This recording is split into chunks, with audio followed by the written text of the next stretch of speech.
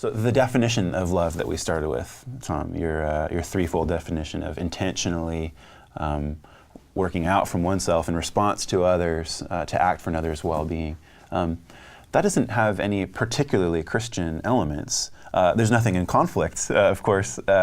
It's a wonderful definition from the perspective of a believer, but is there anything specific or distinctive that emerges from Scripture or the Christian tradition or contemporary Christian scholarship that would add something to that definition and help us to understand the reality of love any better? It's a good question. I mean, I think sort of from the get-go, I have to acknowledge that I am a Christian. I have been largely formed by the Christian tradition, so therefore any sort of definition I offer is going to be roundabout, at least, informed by my background and who I am. But that doesn't get quite to your question, I think. I also think that I believe in a God who is omnipresent, who is the source and inspiration for love no matter who the person is. In fact, I think it even goes beyond humans.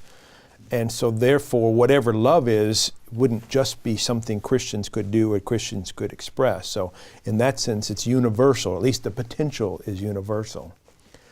And third, I think that Christians ought to say something like this: the fullest revelation we have of a God of love is found in Jesus Christ.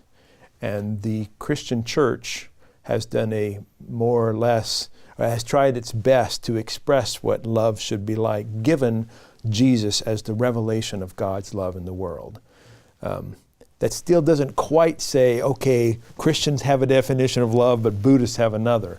I don't think that's the way we ought to go at it. But I do think Christians ought to say we can agree on the general view of love, but also say that our tradition inclines us towards certain ways of thinking about it, maybe some practices like participating in the Eucharist that the Buddhists wouldn't do.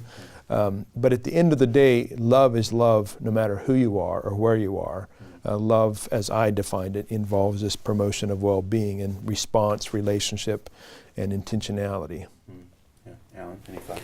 Yeah, I have a few thoughts.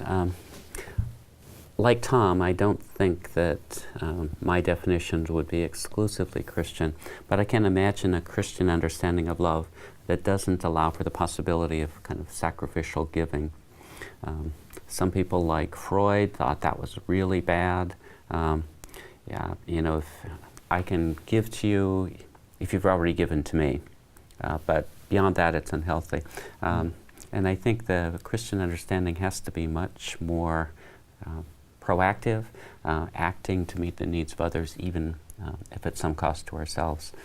The second is that there are approaches to understanding love that say, well, love in the family is good, or love in my group is good. There's a popular book that just came out called Moral Tribes that talks a lot about this, where we have our own moral tribes and we look out for the people in our tribe, but that other tribe, they don't get our love. Christianity says, love your enemy, love those people, love the stranger, the alien. So it seems to me that a Christian love has to embrace other people not of our tribe.